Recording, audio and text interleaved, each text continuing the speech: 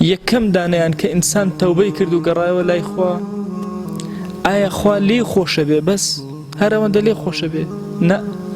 أولئك يبدل الله سيئاتهم حسنات بەو خوایە هەرچی گوناهی کردەوە عەبدە خوا بەچاکە بۆ نووسێ بەچاکە بۆتە نووسرێ یعنی ئەگەر کەسێک 20 ساڵ لەسەر خراپەیەک خەریو گەڕایەوە لای خوا تەوبەی کرد 20 ساڵ کە ئەنەما تاعەتی کرد عولەما چۆن تەفسیری ئەمە ئەکەن چۆن لێی تێ ئەگەن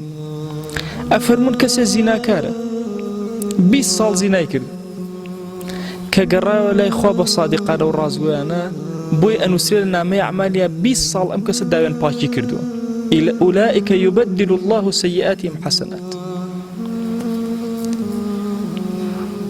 ئەلێرە ئەمێ پرسیارە لە خزمەتانەکە ئەو خوا عەزیمەی کە ئەم خەڵقانەی دروست کردووە ئەم عەبدانەی دروست کردووە ئایا بۆ ئاگری دروست کردوون یا بۆ ئەوەی بیان خاتە ناو بەهەشتەوە بیرکەرەوە کەسێک ئەسیانەکە گوناهەکە تاوانەکە کە تکاتێ تەوبە ئەکا خوا ئەم تاوان و گوناهەی بۆ ئەکا بەچاک